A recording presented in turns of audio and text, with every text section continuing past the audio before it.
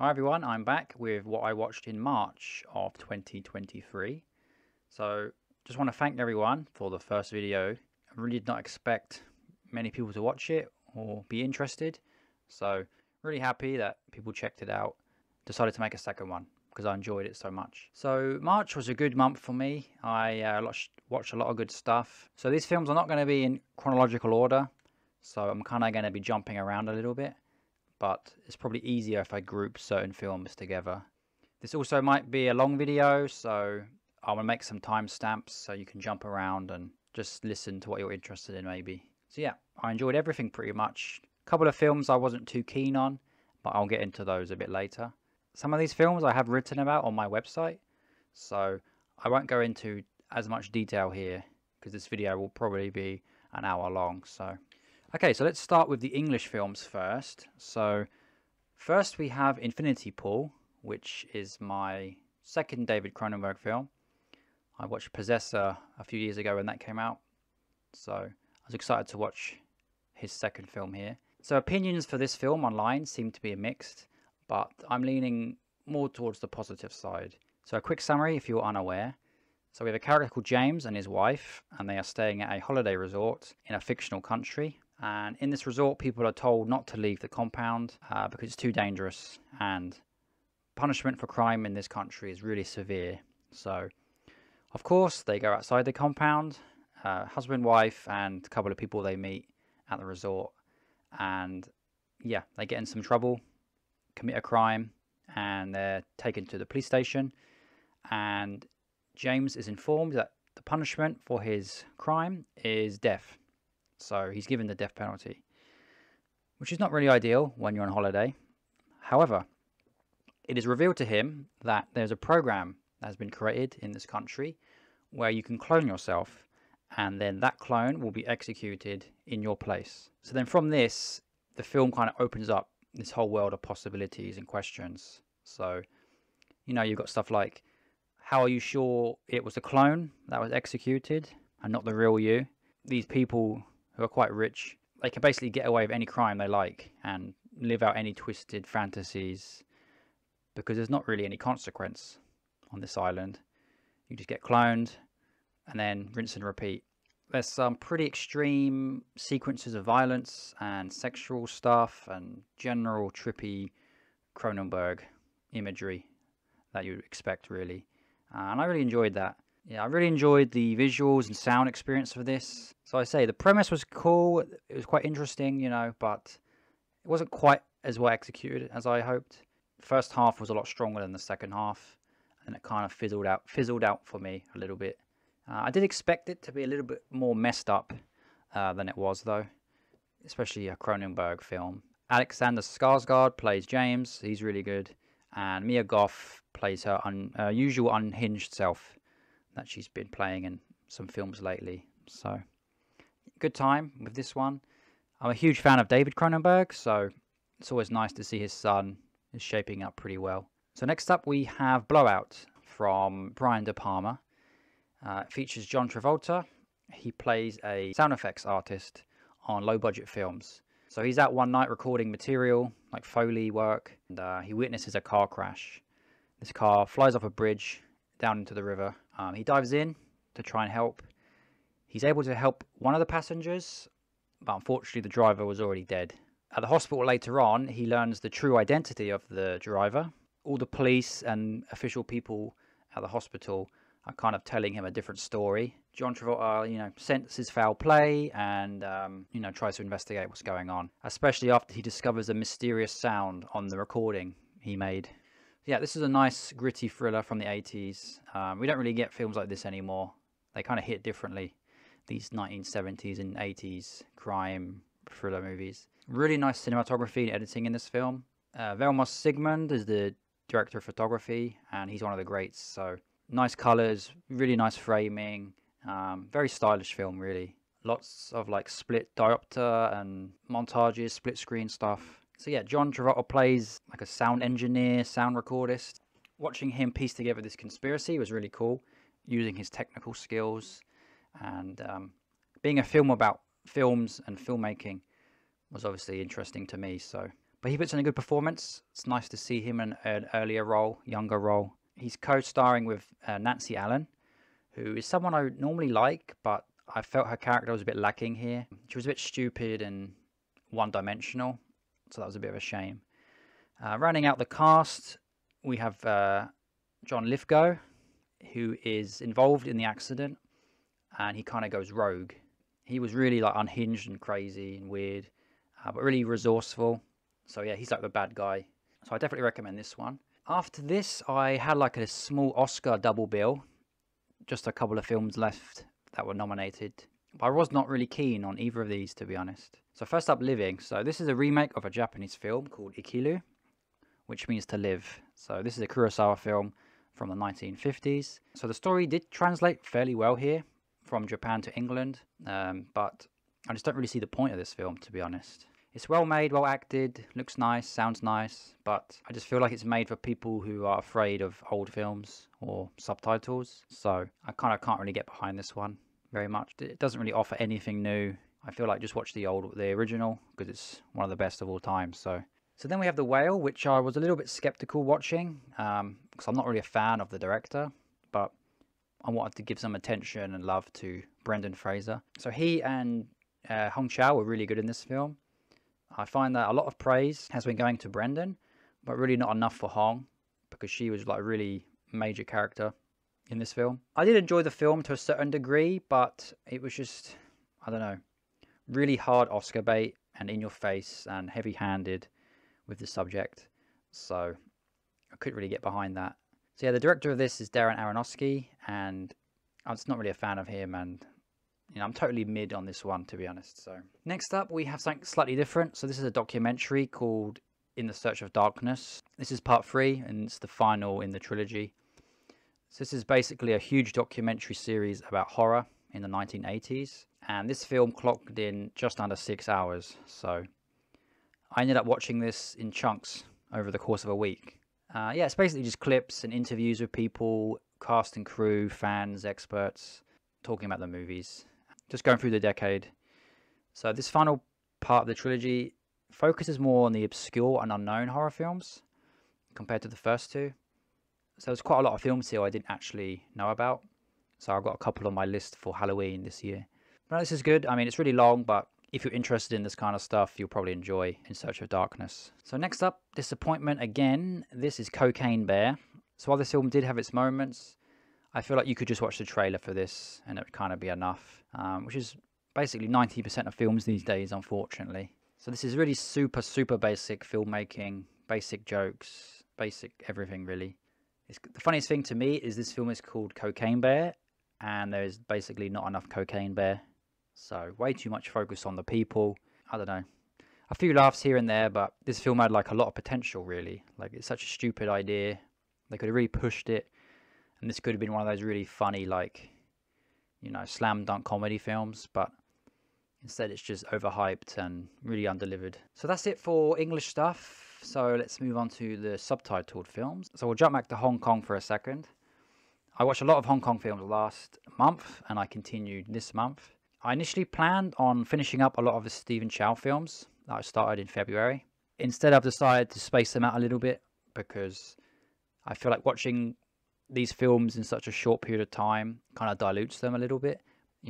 I watched one which is called When Fortune Smiles, and yeah, it's just very similar to the ones I watched in February. So the basic premise here is head of a wealthy family dies, and the family has an inner battle concerning the will. So on his deathbed, the father of the family wants to leave the fortune to his estranged daughter, who has been unseen for 10 years.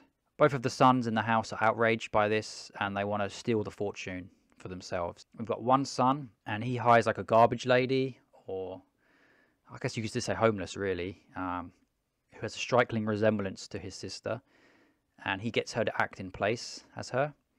And then the other son hires Chow's character, to steal the will. Yeah, it's very similar to last month. Stephen Chow and other people pretending to be different people. It's always fun to watch that kind of situation where they're trying to act as someone and not accidentally slip into their old habits and old ways. For example, the girl playing the sister now, she's triggered by mess and cans because she's so used to collecting them for money. So she has to like stop herself running across the room to pick up a can.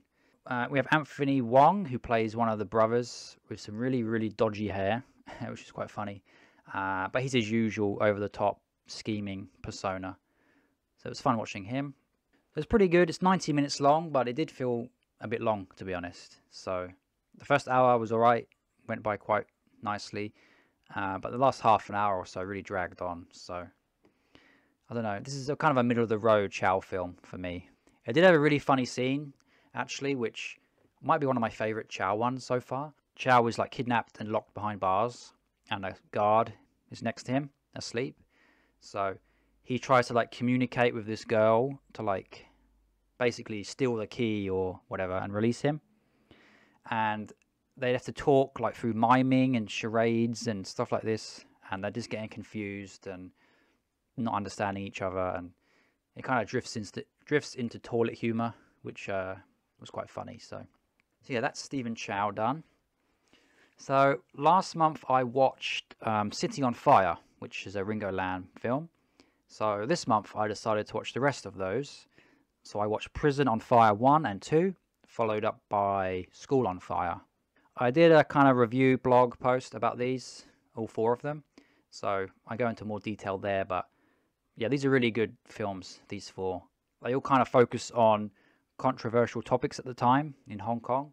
We've got the prison movie, which is obviously prison corruption. We've got School on Fire, which is about the school and corruption and gang warfare and stuff. And then obviously City on Fire is the police kind of corruption and being undercover. So yeah, they're really, really good action films. I did watch another Ringo movie, which was called Full Contact. Yeah, this was a movie that's really fun. I really do enjoy these action films that just go really, really hard, you know. The first 5 minutes alone is a good indicator of what you're going to get. You have a buff guy, huge guy, in tight leather, and he's parked outside a jewelry store while his friends are inside robbing it. You have 2 cops, 2 police officers walk up, kind of ask what he's doing while he's parked, you know, covering the pavement. And his reaction to this is to pull out an M16, you know, full-on grenade launcher, under barrel, you know, proper Vietnam-looking assault rifle. And he just, like, you know, opens up on them completely. Really bonkers, crazy opening. But this is a really fun action film. So we've got Chow Yun-fat here, and he's like a part of a gang.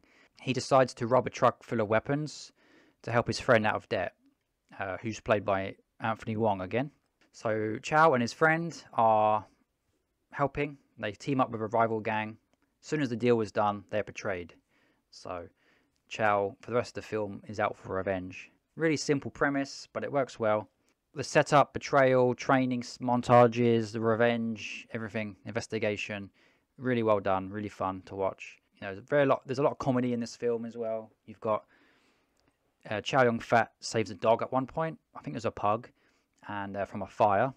And then he kind of takes this pug in, and you know, the pug's there watching him during the training montages, and he's, you know, playing around with this dog while, you know, the rest of the film is really violent and action-packed. The characters in this film look like they walked directly out of Street Fighter on the PS1 and into this film, because some of the fashion and hair was really crazy in this film. Chow himself has a really high, square, high-top haircut. You know, these guys are wearing crazy outfits and hairstyles, but adds to the over-the-top nature of it, really. As for the cast, it's really impressive here. So Chow Yun-fat, obviously, he's the lead. He's out for revenge. He's his usual badass self, really. Cool and cocky. We have Simon Lam, who is the rival gang leader who screws Chow over at the beginning. He's just like really eccentric, but cool as a cucumber madman, really. So he's like pulling knives and guns out of his sleeves, doing like magic tricks and sleight of hand. So yeah, he was really eccentric and over the top. And then, like I said, Anthony Wong plays a friend, which at the start I was surprised he doesn't play his usual like unhinged self in these films, but eventually he drifted that way. So he's always quite versatile. So nice to see him play kind of 2 parts to this. Yeah, speaking of being versatile, it's really cool how these actors in this film and others are so versatile. So, You know, one minute they're in a really sappy romantic film or a comedy, and the next they're in films like this, which are just like pure adrenaline action. It's nice they have quite a lot of range. Soundtrack here was really fun too. You got these awesome guitar riffs for the emotional moments, like the montages or stuff like that. And then some really funky music during some of the action scenes as well. So overall, really balls to the wall. You know, like I say, the first 5 minutes, you know what you're in for. So this is a really good one. So next we have On the Run. This is a Yuen Biao film, who admittedly I've not seen enough of his films. Most of the time it's, you know, he's co-starring with Jackie or Sammo Hung, but I don't really watch him on his own that much. That's something I'm trying to address now. This is a nice action film, gritty Hong Kong action film. So this is full of police corruption, mistrust, and not much comedy really. That's quite interesting to me because most of the cast in this I actually recognise from comedy films. It was fun to watch them play the opposite in this. So yes, Yuen puts in a really good performance, really serious performance here. I always found like he was quite overshadowed by Jackie and Sammo back in the heyday, but I think he's awesome. So definitely one of the most talented martial artists, especially out of those three, to be honest. It's really nice to watch him flex his acting muscles here. He's not really playing an action star, to be honest, or really fighting that much, apart from the end. It's quite the opposite. He gets beaten up, shot, you know, he's always at a disadvantage here. So his co-star is called Pat Ha, and she was really fun to watch. She's this really badass woman, like hitman, assassin kind of thing. I swear she must be running an aimbot in this film because she was getting headshots, you know, left, right, and center. Really crazy aim. So that was quite fun to watch. Yeah, 90 minutes again, like a lot of these Hong Kong movies, and in and out action, gets going immediately. So definitely enjoyed this one.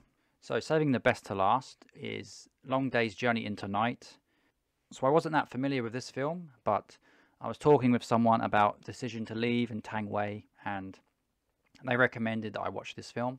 So luckily I found it on Mubi, so I watched it quite quickly and really happy, really liked this one. So overall, quick summary, we have a man in this film who returns home after a long absence. He's attending his dad's funeral.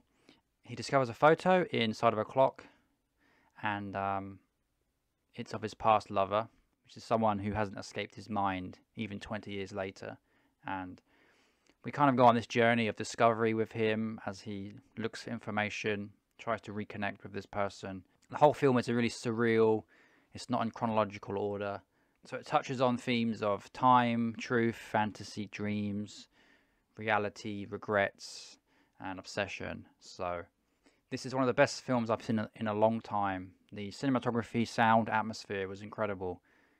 Every shot, every composition, lighting, the colors, it's like hypnotic. So I fully acknowledge this film might not be for everyone. It's quite slow, 2.5 hours long. It can be a little bit confusing with the story and structure, but I just really like this one. So I want to watch it again because something happens, and I wasn't prepared for this before starting the film. So I want to go back and see how that changes my opinion. But yeah, really happy. So next up we go to Japan, where I watched a couple of films. So first off was Lost Paradise, which I found on Netflix while browsing through. And this stars Koji Yakusho, who's one of my favorite actors. So I did write about this on the website. So just a brief summary. We have Koji, who plays a magazine editor. He's a married man, but he's kind of stuck in life. So mortgage has been paid. His daughter's now an adult. His wife has her own job and career. So he's kind of just spinning his wheels. And there's not much love in his relationship. And then we have a character called Linko. And she's played by Hitomi Kuroki. And she is also unhappy. She's a wife to a doctor who treats her really coldly. And it was an arranged marriage, so not much love there. So these two characters are having an affair. And as soon as they meet, they are like high school lovers. They're just in a different world. And it is a little bit melodramatic and over the top, but I guess that's kind of the whole point of the story. This is pretty good. I mean, I like the fact it starts in the affair. You don't have this slow build up of them meeting and, you know, attraction and stuff. It's just straight into the affair. So obviously, adultery and stuff like this is pretty frowned upon anyway, but in Japan especially, there's a lot of social, you know, problems here, and it's very shameful in Japan. But I guess Japan is quite difficult, quite complicated anyway, with its kind of living situations and how relationships work. So yeah, the two start in secret, but eventually rumors are flying around a little bit, and they get a little bit lazy trying to hide their affair, so they get into a bit of trouble. So there are plenty of heated scenes in this film when they meet up. So Koji will have like a pretend work trip, and then Rinko will have a pretend college reunion. So she's away for the weekend. So it's made in the 90s, set in the 90s, and 90s Japan is my aesthetic. I really like everything about this time period. Just mundane, you know, clothing, fashion, cars, just technology. I really like the 90s in Japan. So my only criticism really is it's a little bit long. So at 2 hours, it's a lot of the same stuff. Then meeting up, then going away, then meeting up, back and forth. So that could have been cut down a little bit. So this was actually the second highest grossing film of 1999, behind Princess Mononoke. So very popular at the time. Perhaps a bit questionable when it's about, you know, a really steamy affair between two unhappy people. But, you know, I guess that works in with the Japanese society and problems they have with relationships. I enjoy this. You know, Koji is one of my favorites, so I watch basically anything he's in, regardless of the subject. So next up, we have Lupin the Third, the First. Kind of a strange title. Although I've only seen 2 Lupin films in the past, I've seen Castle of Cagliostro and Secret of Mamo.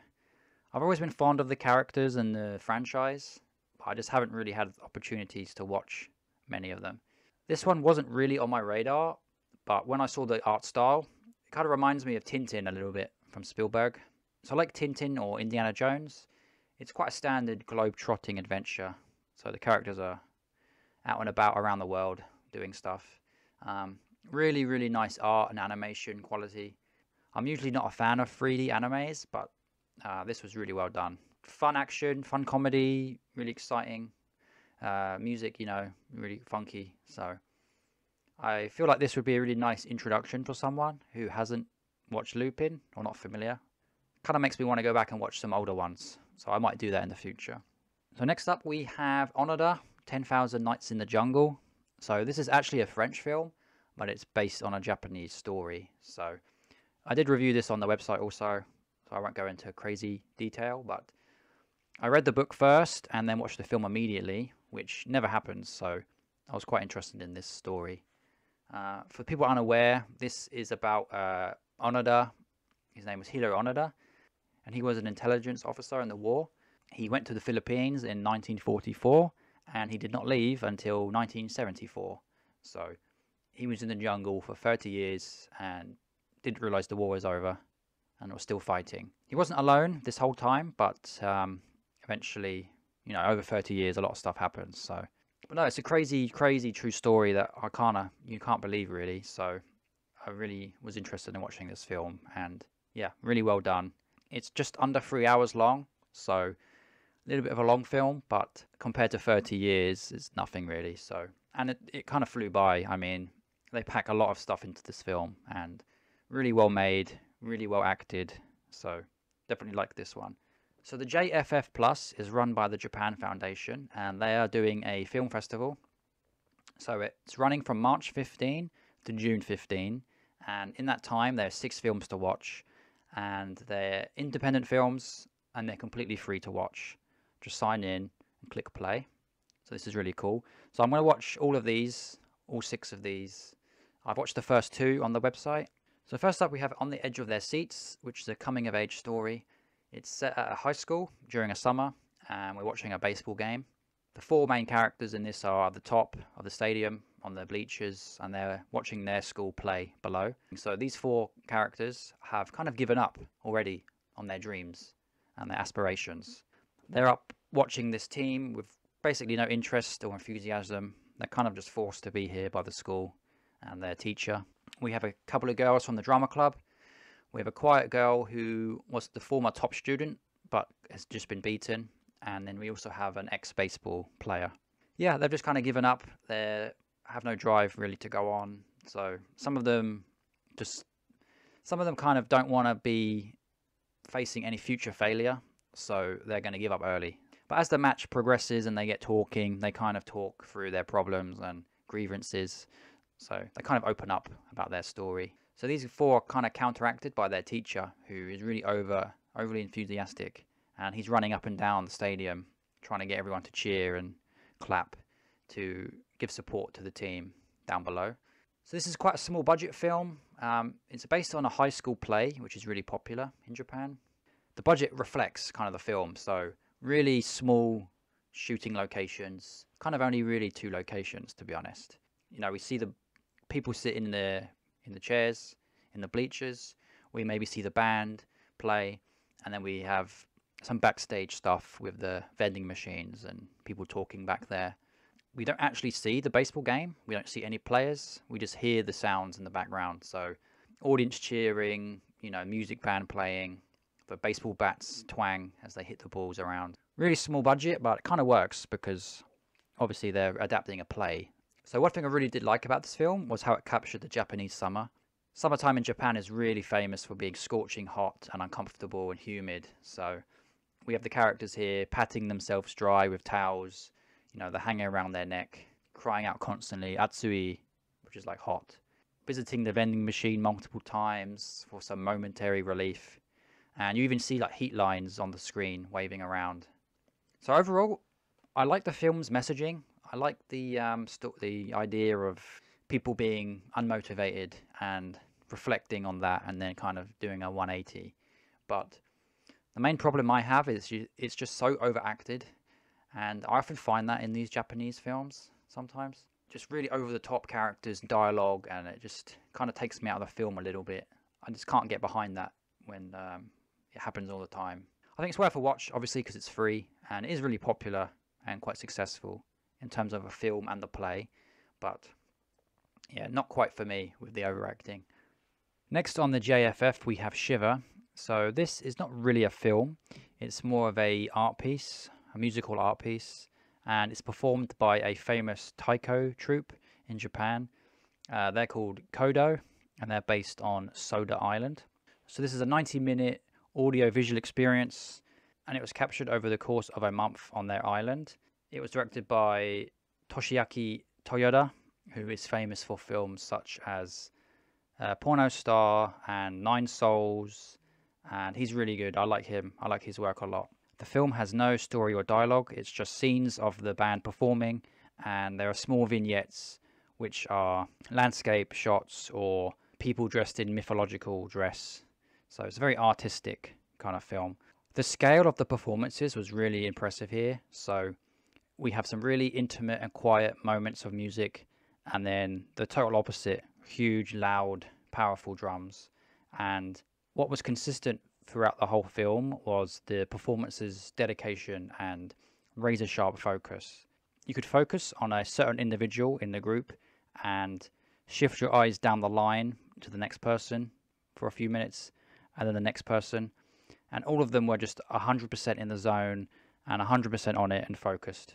So it was really cool seeing these people at the top of their game. I was a little bit concerned with the runtime. It's 90 minutes, and like I say, it's not really a film.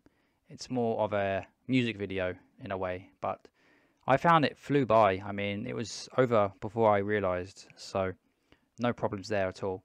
So this is a really stylish film. The camera movement and framing was really nice, really gorgeous, this island. So presentation was really perfect here. So the taiko drum is one of my favorite instruments. I've seen performances live a few times in London, but obviously it was not to this extreme. Not as skilled as these people at all.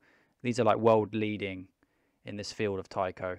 If I ever get a chance to see these guys live, if they're in London, I'm going to book tickets immediately, because I know they do tours all around the world. But yeah, overall, really nice audio-visual experience. Watching this on a big screen with big sound at night time, it was a real nice delight here. So it might come off a little bit artsy-fartsy with the presentation and the idea of this film, but I'm really glad the JFF put this kind of film on their catalogue, just because it's something different for a change. If I have one criticism, it would be the fact I wish there was a little bit more nature and landscape photography mixed in, because like I say, the island is stunning, so I want to see more of that. But overall, 2 thumbs up for this one. So rounding out with Japan, we have a film called Welcome Back, Mr. McDonald. This is actually called Ragio no Jikan in Japanese. Never heard of this film before, but I was chatting to a friend about Japanese films, and he asked me if I'd seen any Mitanise films, who's a director, and I was familiar with his work, but it's really hard finding his stuff outside of Japan, so obviously I said no, I hadn't seen this. Quick Google search to see who was in it, what it's about, and lo and behold, it's on YouTube. You know, full HD, subtitles, ready to go. I immediately clicked play because I wanted to watch it as soon as I could in case it gets taken down. And this is a really, really funny comedy. So what we have here is a radio station, and a housewife has written a story which has won a prize recently. So award-winning story.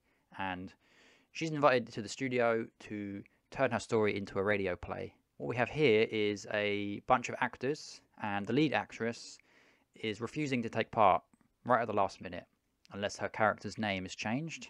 This happens, they change the name, and then suddenly all the other people in the studio, all the other actors and, you know, technicians and stuff, start throwing in their own ideas and suggestions and changes for the story. Over the course of the film, her story turns into kind of a Frankenstein's monster. So we have cast members changing their dialogue on the fly, going rogue, introducing their own stories or ideas. They are totally ad-libbing their lines, which is causing panic throughout the studio. During the commercial breaks, people scramble into the booth to share new scenarios or try and patch up what they're doing. People are sprinting around the building to try and find props for the new sound effects they have to make now. We go from a simple story set in Japan, and now we're transported to America. Completely new characters, completely new character names and occupations. We even end up in space at one point. It's just a incomprehensible mess that keeps getting weirder and weirder and crazier. So it's really, really funny watching how this happens over the course of the film. Absolute delight for me was Ken Watanabe appears in a brief cameo, and really stupid cameo. He's basically just the same character from Tampopo, and he's just driving his truck and he's listening to the radio. We have this heroic and inspirational music that plays at the exact right moment. It really boosts the comedy because basically this music is backing the most nonsense conversation. Overall, the film reminded me of One Cut of the Dead from 2017. So this was another Japanese smash hit film, and it's about a movie crew. They're making a zombie film and things are spiraling out of control. So kind of similar situation there. This is just one of those beautiful train wreck films which you can't help but watch, you know, through your fingers as you think, what is happening? How is this happening? And it just spirals out of control, and it's just really, really fun time, this one. I ended the month with 2 films from South Korea. First was The Unjust. This is a film about a cop and a prosecutor, and they're going head to head in a battle while their respected higher-ups are controlling them from behind the scenes. Overall, it was okay. It did start to pick up by the end, but overall, I found this one quite slow and a little bit confusing to follow. The 2-hour runtime felt like an eternity sometimes. At one point, I paused the film to grab a drink, and it said I was only 1 hour into the film, so I kind of let out a little sigh. So not very well paced, this one. It's a shame because the story is interesting. It's bleak, full of corruption, although these are quite common themes in South Korean crime films. But it just wasn't well paced, and like I say, a little bit hard to follow. So they were kind of my negatives for this one. To add insult to injury, however, we have a top-notch cast here. Like, really top-notch. I'll put the faces on screen. If you've seen any Korean films, or a fan of Korean films, you're bound to see some of these guys. So Hung Jae-min, Yoo Hae-jin, Ma Dong-seok, or Don Lee, as he's known in the West, Lee Sung-min. These are just a couple of people, but not going to watch this one again, probably. It's a shame, but, you know, not every film can be a winner, so I'm okay with that. And then finally, we have The Merciless. So this is another crime film. So this film is set in a prison. We have an undercover cop who is sent inside to befriend a gangster, and he has a mission to kind of get on good terms with him and work him from the inside. If you're interested in undercover cop films, this is quite a good one. There's a lot of stuff with people's commitments kind of being unclear, and you're not sure what's going to happen. Lots of comedy, lots of action. The characters bounce off each other quite well, which is nice. Similar to The Unjust, we have a really nice cast. I'll put them on screen also for you. You're going to recognize some of these people. Sol Kang-gu, Kim Hee-won, John Hae-min, John Hae-jin, and Kim Son-oh.